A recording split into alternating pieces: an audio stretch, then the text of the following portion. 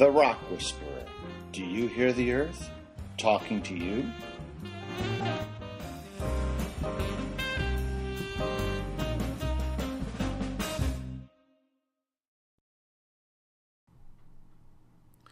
Unit 7-6, How do streams carry sediments? So in this particular section, we're going to talk about how the streams carry sediments. We talked about how those sediments get to the streams by a couple of different reasons. But now we're going to talk about what happens once they get into the stream. So there's actually three main ways that a stream can carry sediments. One is through suspension. And we can look at this picture, and this was a great picture because it actually shows that all three that we're going to talk about that we need to know.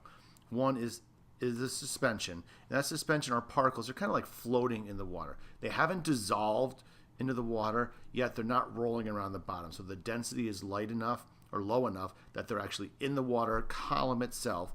So here's the top of the stream, here's the bottom. We can see that those are going to be kind of just drifting along somewhere in that water column. We talk about things being in solution like they are here, and it kind of just looks like a little white cloud here. Those are minerals that have dissolved, whether it's halite or another type of mineral that might have a really low number on Mohs hardness scale. Small pieces have been broken off enough that they're fine powder that they will dissolve in the water easily. Those will flow. Eventually they can precipitate back out, helping form sedimentary rocks. And the other is called bed load or rolling. And what that is, the rocks that are on the bottom, those rocks are going to tumble, they're going to roll, and they're on the bed of the stream. So that's where you get the term bed load from.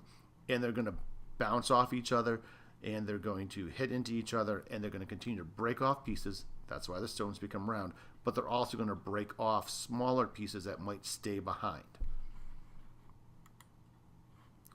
Another factor of how things get into a stream and how far they may be carried is going to be talking about stream velocity.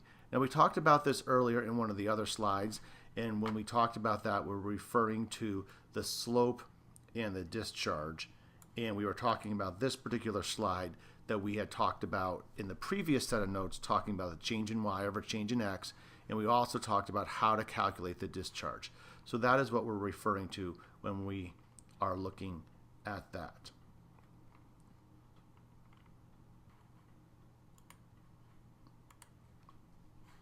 We can also talk about how fast or how slow a stream is moving.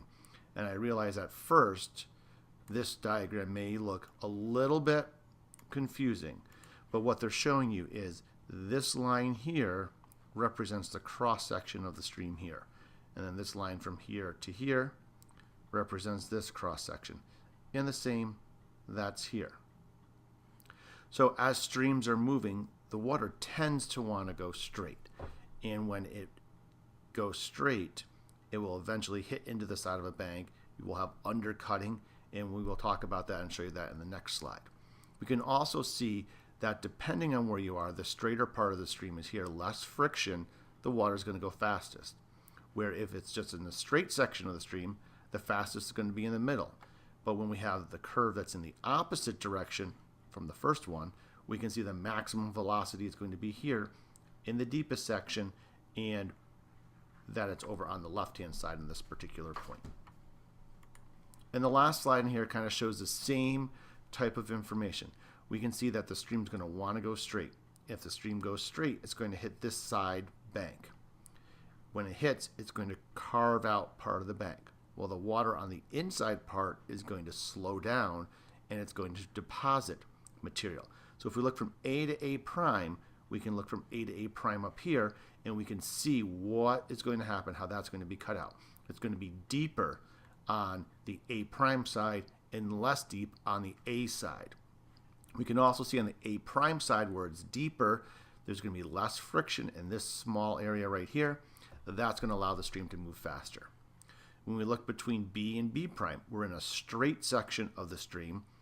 Just like the previous slide, we can see from B to B prime relatively smooth kind of U shape at the bottom or straight across the bottom, and the maximum velocity is going to be up close to the surface, just below the surface, and it's going to be in the center of the stream.